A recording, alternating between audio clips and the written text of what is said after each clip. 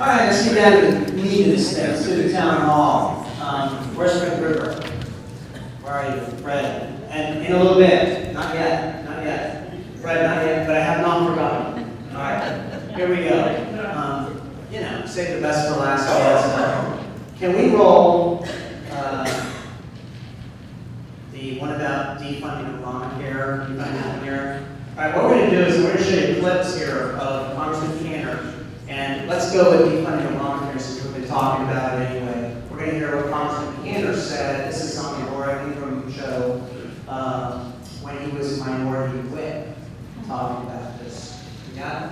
Watch the body language on this. Watch Cantor's body language. Cantor. Our Republican Congressman Eric Cantor, you now have correctional records because Politico is reporting that Eric Cantor, if he's the House Majority Leader come November, that you're going to push for a more modest approach to Obamacare, meaning defund it, not repeal it. Did Politico get it wrong? Well, I'll tell you one thing. As you and I have known each other for several years, and as many of my constituents are big managers, so I got several calls from constituents over the last day or so saying, what's Laura even talking about? That Eric Cantor is not for repeal of Obamacare. Of course I'm for repeal of Obamacare. As you know, I'm a Republican whip in the House, and the duty of the Republican whip was to marshal as many votes as we could against Obamacare to make sure it did become law. And in the end, we didn't have one Republican vote that voted for it.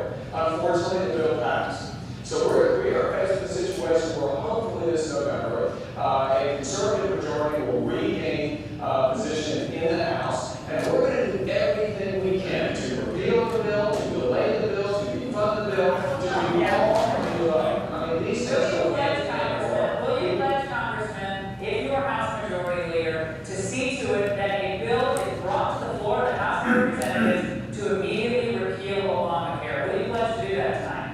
Listen, we're not Enough. I can't take it anymore. I'm sorry. Never trust a man with a grin. About 30, about 30 seconds later, he said we're going to go full throttle to defund Obamacare. Right? Now, Laura Ingram kicked me out of the makeup room last month because Greta and I were talking about airplanes and having a good time, and she studies in the makeup chair. Okay? And ladies, I don't know how you wear that stuff on your face. Laura Ingram is tough. She can kick Greta out of the makeup room. All right. So now it's your turn. Who wants to go first? What did you think? Congressman Cantor. Anybody have something right here? For the record, I'm Thomas Silva from Tamworth. Congressman, sovereign citizens. Sacrifice is the Britishest concept employed by states to trick virtuous people into forfeiting their highest values.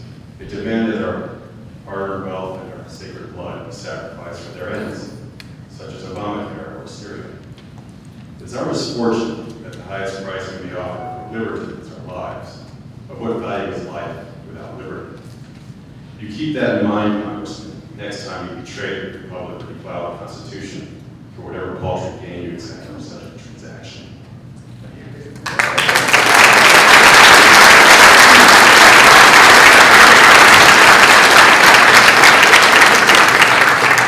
Testing. Okay. Hi guys. I'm Floyd Bain. Some of you know me, some of you don't. I'm the guy who challenged Cantor the last 2 times out. First, let me start by saying thank you to Larry and the Richmond Tea Party for making this happen. It's important to have a place to get together with like-minded people. I'm going to be quick because I know everybody wants to talk here. This is nothing new. The stuff we've heard today about Cantor, while we've been talking about stuff he's done since the 2012 elections, this is not a new pattern for him. I've been beating this drum for 4 years now, and I'm going to continue to beat it, even if it annoys some people. Congressman Cantor has violated our First, Fourth, Fifth, and Sixth Amendment rights. Yeah. When he has voted for the Patriot Act, the National Defense Authorization Act, which, by the way, he has had 2 chances to repeal the onerous parts of that bill that allow the detention of Americans with no due process. And he's passed on both of them and kept the bill as is. He passed H.R. 347, the Federal Restricted Buildings and Grounds Improvement Act, 2011. Why is that important? Do you realize today, over here across the street, if he had in fact been there with us, or out in the parking lot, and had been protected by a single Secret Service agent, he could have demanded that we leave the area, and if we refused, we could have been all of us arrested and charged with a felony for protesting in the presence of a public official being protected by the Secret Service. Eric Cantor voted for that. FAA Reauthorization Act allows the unmanned flying drones to spy on us in America. He voted for that. HR 3523, Cyber Intelligence Sharing and Protection Act. CISPA. You wonder why Congress wants to get rid of the internet?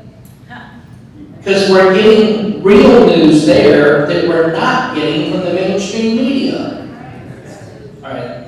He's also, when it comes to spending, quickly voted for TAR 2 times, PAR 2 times, raised the debt ceiling 8 times during his tenure in Congress, the most recent during the Obama administration, reauthorized an extension of the Import-Export Bank Charter, more corporate welfare.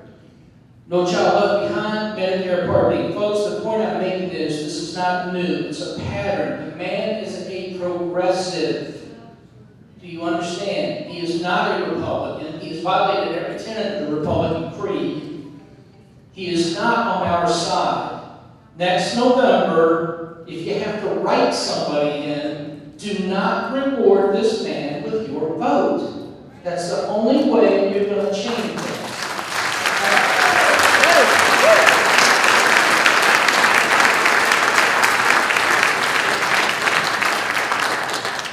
Hello everyone, my name is Jay. I live in the 7th Congressional District, and when I saw the event, I honestly thought Senator Cantor, or Congressman Cantor would be here. And I had some ideas I wanted to present to him, just things that I thought were important. He'll get the DVD. You'll hear it. Okay. Issues in our country right now. There are many affecting our country, but some that I want to speak about. First of all, I heard on the news that he's going to open the door for Obama to basically attack Syria in some way. And I don't think maybe a lot of what I say tonight you all have already heard, but I might as well just say it just in case you don't. You have the idea that the Syrian rebels are kind of these freedom fighters, much like the founding fathers, and they're fighting for these righteous causes.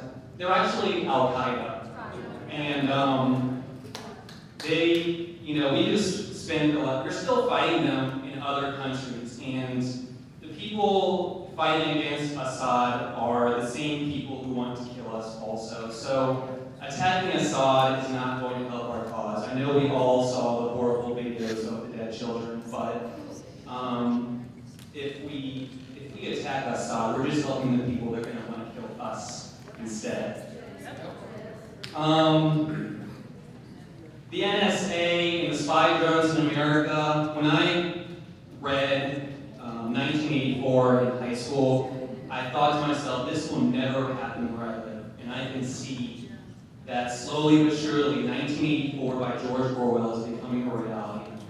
And it has made enormous progress under the Obama administration, but I think with the Patriot Act under George Bush, that was the beginning of what I started to see, but definitely under Obama we're seeing acceleration.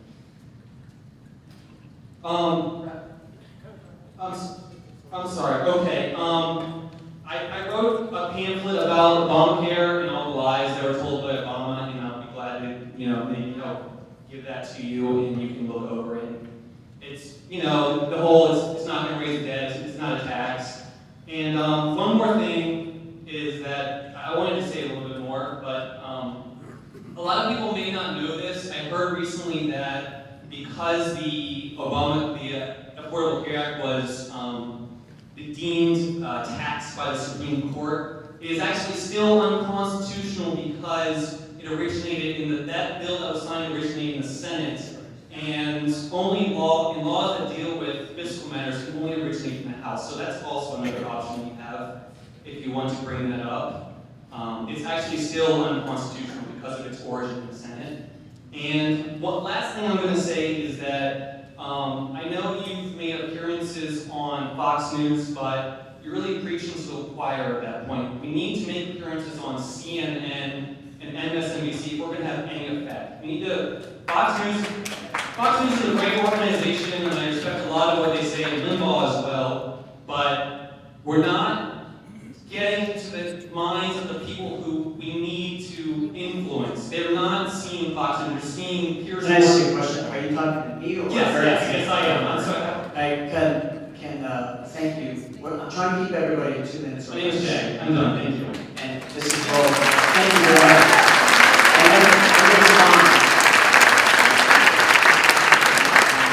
And my first interview was with CBS and local. My second interview was with CBS Evening News with Wyatt Andrews. And then my third interview was with Greta. My fourth interview was with CNN.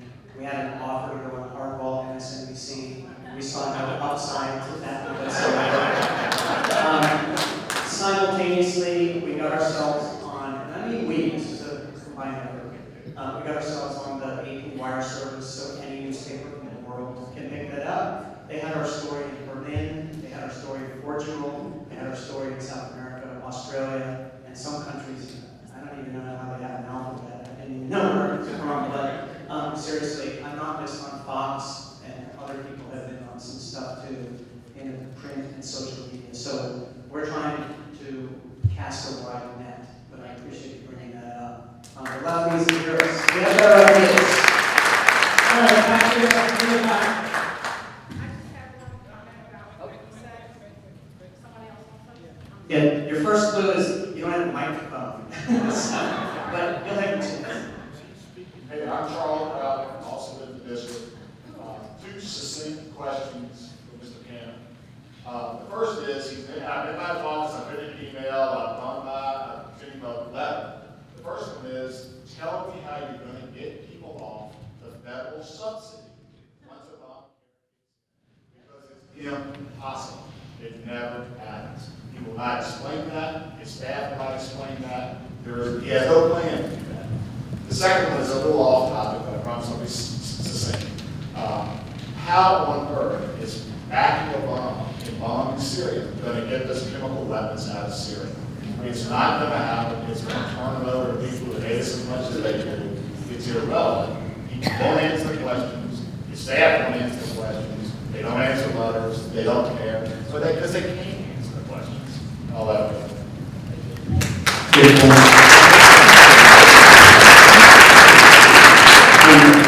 I can tell you I was involved in the raid on Libya, Muammar Gaddafi, in the 80s. Remember when the Pan Am 747 was bombed, landed in Lockerbie, Scotland. Everybody on board was killed. Later, Gaddafi did admit that Libya was responsible, but he hadn't at the time. And he drew the line of death across the northern coast of Africa in the Mediterranean and said, if you, Ronald Reagan, take your aircraft carriers and pass that line of death, you'll be sorry. So you know what Ronald Reagan did. He turned over a ship in the Mediterranean toward that line and crossed it immediately.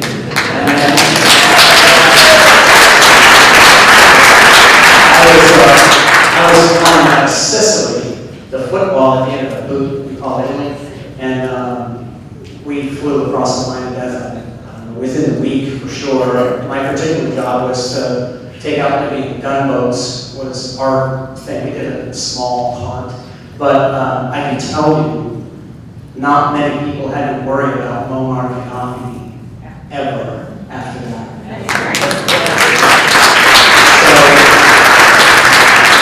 So there is a time to protect 747 loads of people, and there's a time when you're just going to blow up a couple tents and make a hole in the sand just to save your face and accomplish absolutely nothing. And I don't think we should risk my fellow servicemen. No.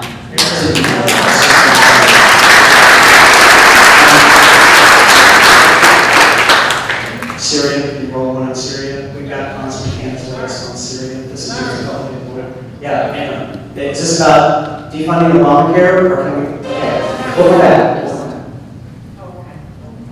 Or?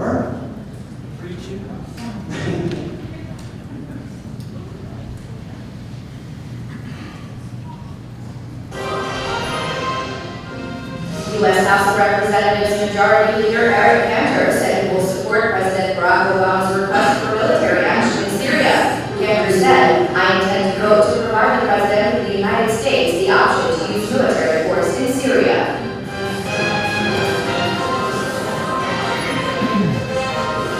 Well, that made it much clearer than that, and as I said, the Senate committee voted 10-7 to approve the bombing, and it goes to Eric Cantor's house, of which he is leader this next week. You've got to put pressure on. Okay.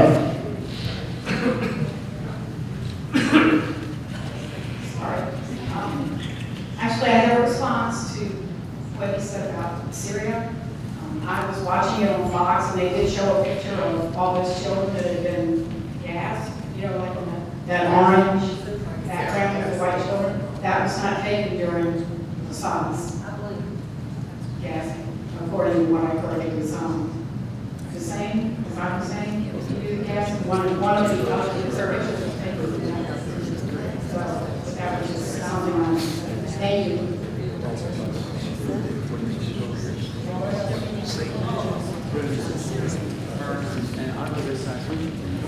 Thank you. Mine is a little bit different. And I would like to ask Mr. Cantor, or say that I think it's time for Virginians to be able to recall our Congress people who failed to follow our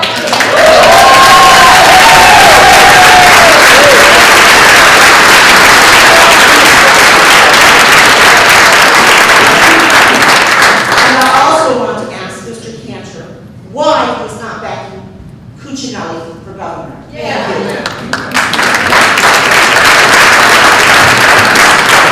This past week, those hot-blooded Carolinians decided to write a Tea Party. They wrote a 27-point brief trying to petition the GOP to recall Lindsey Graham. That just happens.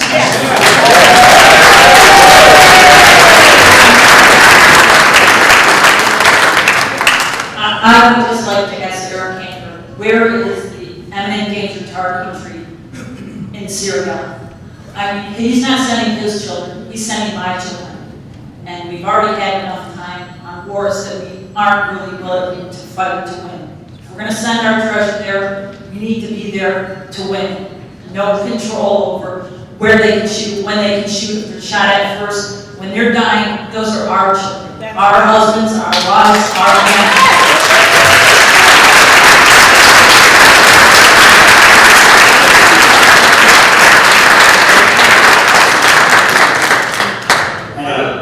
Limited war, it's an oxymoron to me, kind of like conservative rhino.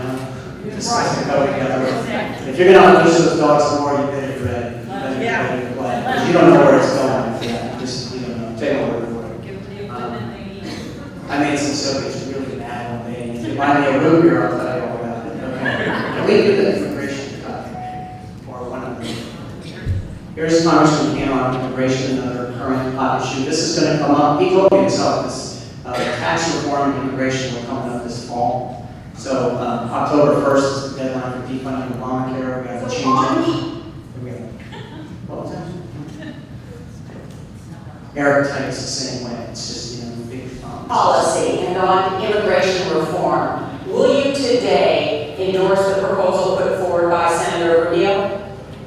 Well, you know, I really admire Senator Rubio and the kinds of things that he's standing for. I think he's moving in the right direction. We've got a lot of issues to weigh around this debate on immigration. Obviously, we're a country of immigrants, and my grandparents came from Eastern Europe at the turn of the last century. Policy. Religious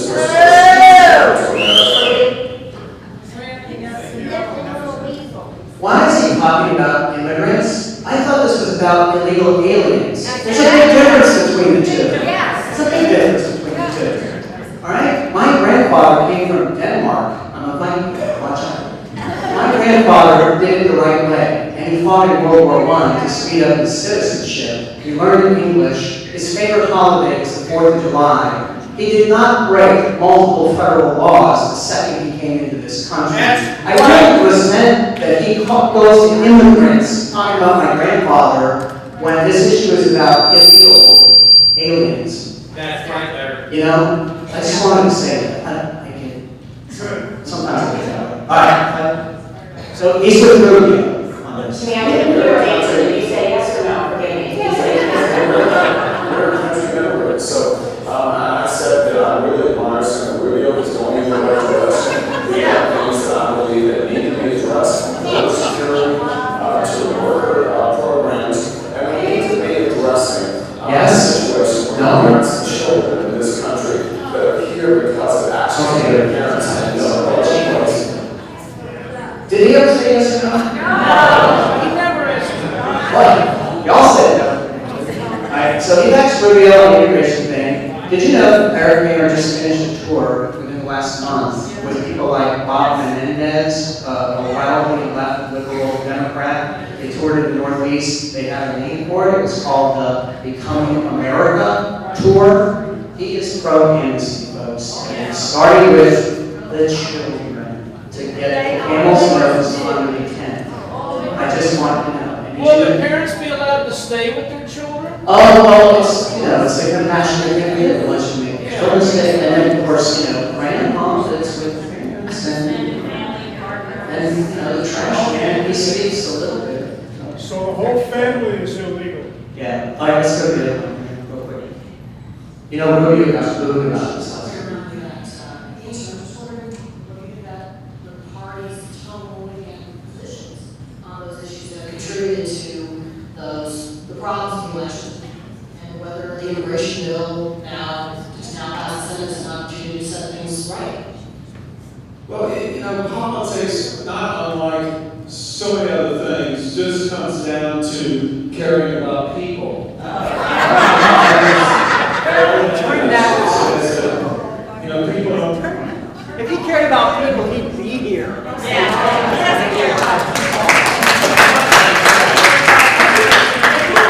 How he tips his nose like Obama does? Yes. So much better than Power. No, I haven't noticed. It's power. Let's go. Flag here real quick. What's the next one here? We've got the IRS if you want to do the farm bill, which is basically entitlements, food stamps. IRS? IRS. Oh, you want to get a question? Okay, go. I was going to give you a minute after this. Go. I'm a member of 4 Tea Partiers. My name is John, very active, contributing. Oh God, I think it's loud enough. But folks, we're like a bunch of BBs, okay? We're not together. It's like throwing BBs at a gorilla. We need to get together, okay, and be a 40 caliber bullet. Take the 7th district. That man, his life is being a politician. That's the only thing he does. Y'all don't do that for a living. He gets $178,000 to be like that to avoid questions. What we need to do is have a council of Tea Parties in the 7th district, say 3 people from each Tea Party meet once a month, coordinate the 7th district, and let's term limit the 7th district. Get rid of Cantor first, and then we put somebody up there for 1 year.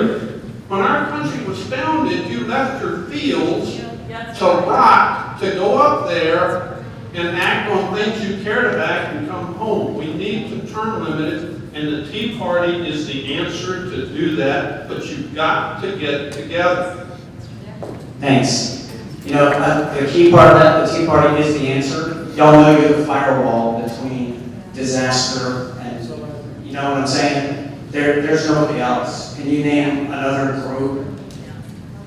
Campaign for Liberty. Well, okay, I understand. Let's say it this way. There's no political party that's going to save you. Don't look for the cavalry coming over the hill. You've got spurs on and you're on a horse. You are the cavalry. There's no one else coming. You're in. Thank you. I'm from Fredericksburg, Tea Party Advocates. I made it my intentions to get rid of Eric Cantor. The moment I became liaison for Fredericksburg Patriots, I immediately emailed Fred from Louisa, Bob, Keeler, and all the other people from the 7th district, so we are organized. We are just trying to find somebody to run. So we have pretty much consolidated our efforts.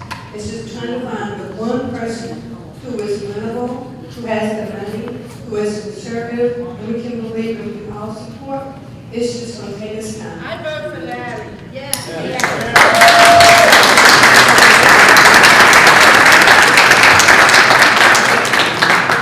Not good attitude. I live in the 4th district. Speaking of which, buying a house? Yeah. I'll say some swamp man later. I just want to thank you. That's very flattering, by the way. I appreciate that. The 1st district formed what they call the 1st District Alliance. I was at the first meeting that did Ruth. You know that. Ruth is the head of the NPACS, Peninsula Patriots. He's a wonderful leader. Others, Roger Meredith from Montrose and Bob Sheehan from Mechanicsville. About 15 people were there probably in the room. So the 1st district has gotten that, what you're talking about. 4th district, a former Speaker of the House in Virginia contacted me and said, hey, let's get the 4th district people together and put some muscle behind what we want to tell Randy Forbes, et cetera. Yes. We just need to meet as a 7th district on the 14th at Summit, the Summit Conference. I think it's very important. The Tea Party still be local, but not only local. That's not why people come in the door anyway, folks. They're mad about Obamacare. They're not that mad at their board of supervisors, okay? But we do need to be there. It's Common Core, Agenda 21, et cetera, is there.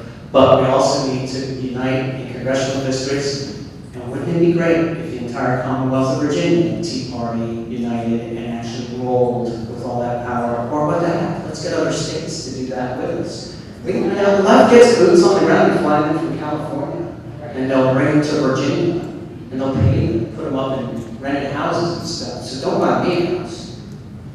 Buy the Tea Party house and look at people from Tennessee, Kentucky, Alabama, whatever, in here, and really put this thing, going.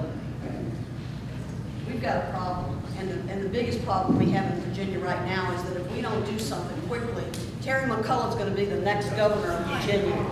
And so if we're going to get Tea Party members together, then let's get Tea Party members together to support Cuccinella.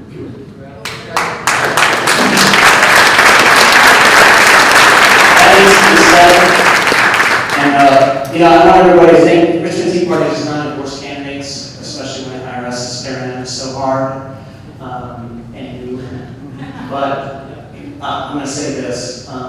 Rarely do you see a ticket as conservative as what you're looking at. And I know people say things about all 3 of the candidates, and you hear the stuff going around. But I just want you to ask yourself one simple question. Is Cuccinella, is Obenshain, is E.W. Jackson, does he meet my minimum for conservative? Okay, my minimum.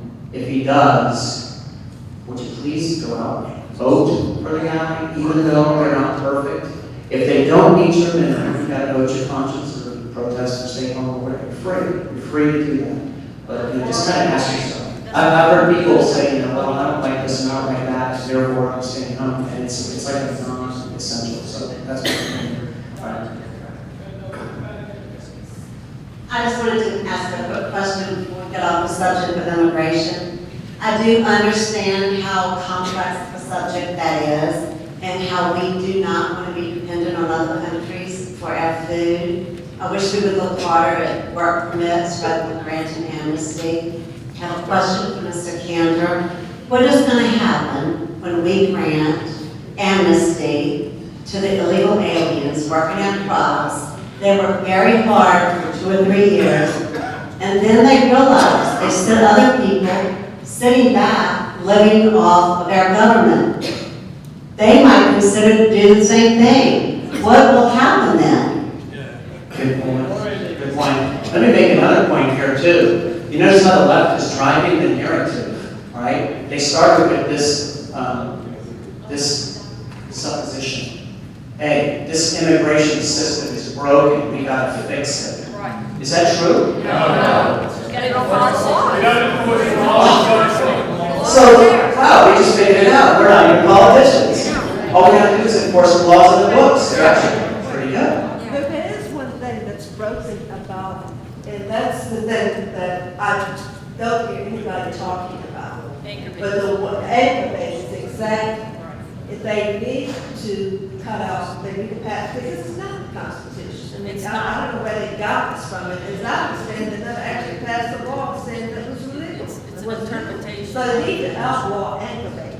There's a great back and forth between the senators that wrote that, the 14th Amendment. When you were talking 14th and 15th Amendment, that's where kind of aggravating comes from. They were very clear that it only applied to people under jurisdiction of the United States, and they were specific that that did not include illegal aliens. You can read all about it. John, you're busted to say something. What is it? Uh-oh, I'm going to finish. All right, while you're walking back, we got somebody up front. Okay. Thank you. My name is Michael Hirsch. I serve as the chairman of the Fredericksburg, Virginia Patriots. One of my first actions as chairman was to appoint an ad hoc committee for a coalition in the 1st and the 7th, and tonight Susan is here for that 7th coalition. And so we certainly look forward to working with you on those actions. I do want to also say that I am a conservative Republican, and I will be the last man standing to see that the Civil War in the Republican Party is won by the conservatives. Thank you very much. Is to Mr. House Majority Leader, how do you justify standing with Obama to bomb Syria, yet you won't even co-sponsor House Resolution 36, calling for a select committee with subpoena powers to investigate Benghazi?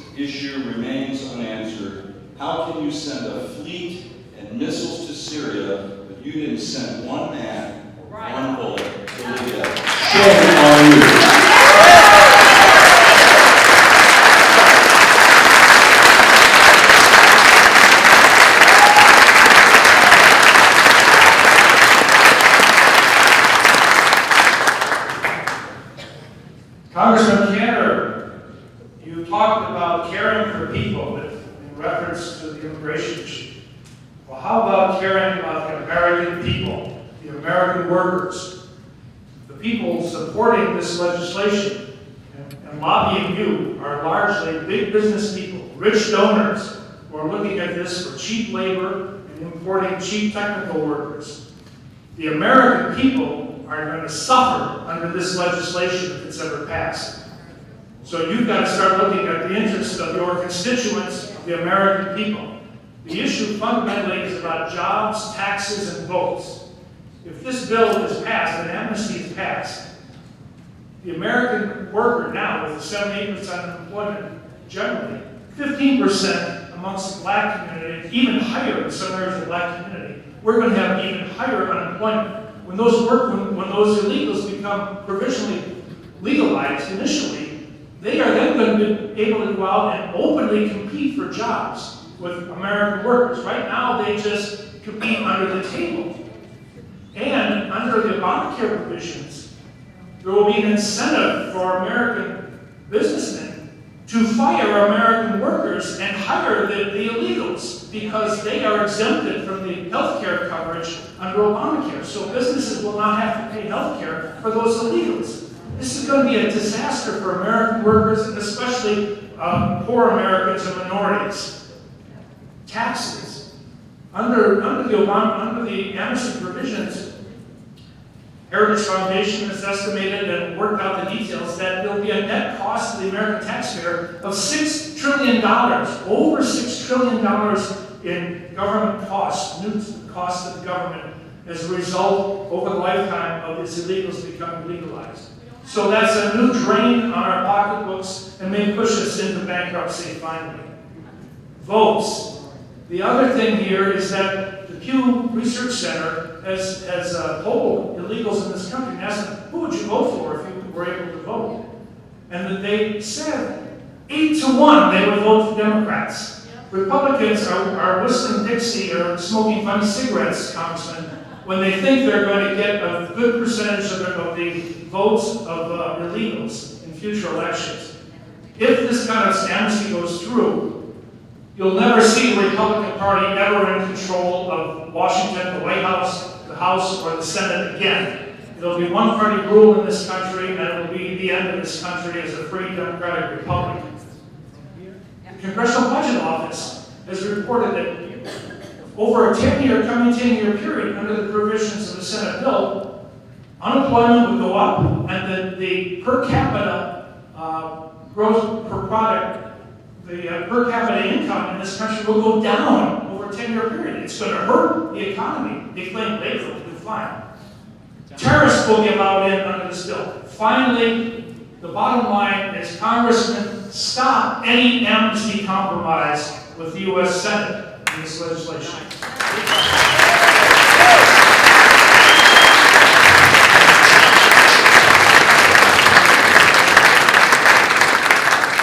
Make your point in 15 seconds, or less than 30. All right, less than 30, because we got 2 speakers. Good evening, my name is Keith Shoemaker. I deployed to Iraq in 2007 and in 2009.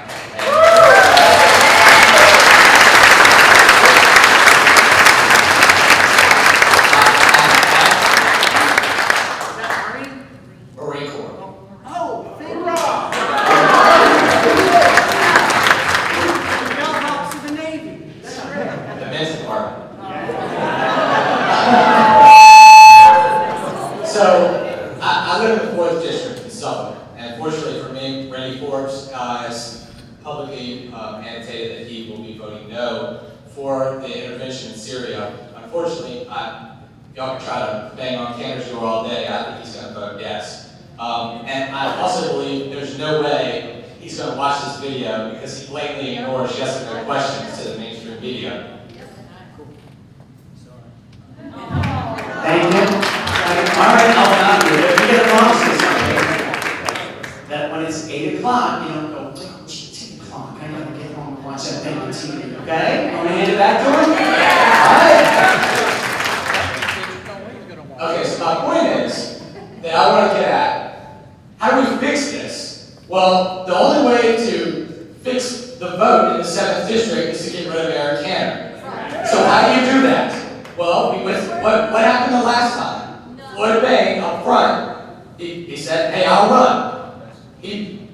Eric Cantor spent $4 million in the Republican primary, not only in the 7th District primary, but in just the Republican primary against Floyd Bain. He didn't even have over $50,000. Nobody knocked doors. Nobody gave him the money that he needed to put the mailers out. It's the fault of the people in the 7th District. So you need to stand up. You need to knock doors. I knocked 100 doors last Saturday for Cuccinelli. Is everybody going out and knocking doors for Cuccinelli? McCullough, if you watch TV, he's doing the same. McCullough is doing the same exact thing that Eric Cantor did to Floyd Bain. He's got millions of dollars from corporate companies, and he's blowing up the television. That's what he did to Floyd. That's how you win. You can either do that or you can knock doors. So get together in the 7th District, because I tell you what, in the 4th District we're doing it. So you've got to do that. If you look at what's happened in the Republican Party, they took over the State Central Committee in the Republican Party, and the State Central Committee voted out the primaries. That's why we got Cuccinelli, E.W. Jackson, and Mark Openchain, and we now have conventions. I went to the Young Republicans Convention up in Northern Virginia with my friend over here, Jordan Lagosa, the chairman of Craig County, right there for the Young Republicans. When we went up there, the 3 positions that the Young Republicans get, all 3 positions were taken over by pro-convention candidates. Are y'all aware of what happens in the Republican Party and how the convention takes place? And how the State Central Committee works? and how the people that run the party, they dictate how the candidates are elected? That's what we need to do. We need to get into the Republican Party. Whether you disagree with me or not, Ron Paul's message of taking over the Republican Party is the only way to fix this country.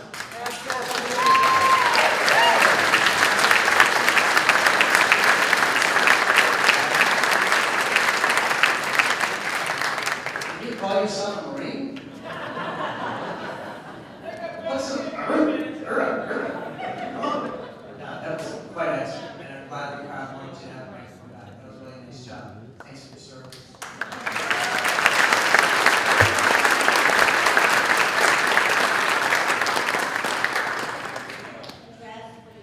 Talking about the Tea Partiers meeting and such. Meeting once a month doesn't cut it. That's 12 times a year, and we're losing our country. And so it would be nice if people could get more involved, even if you don't have every, a handful of people here and there to brainstorm, come up with once a month isn't enough. My thing was Benghazi, and that gentleman brought it up, and disturbs me greatly for many, many reasons. And a real man would have shown up tonight, and the cowardice and arrogance of Eric Cantor, I don't even know what to say. It's stunning, and we gotta get rid of it. Yeah.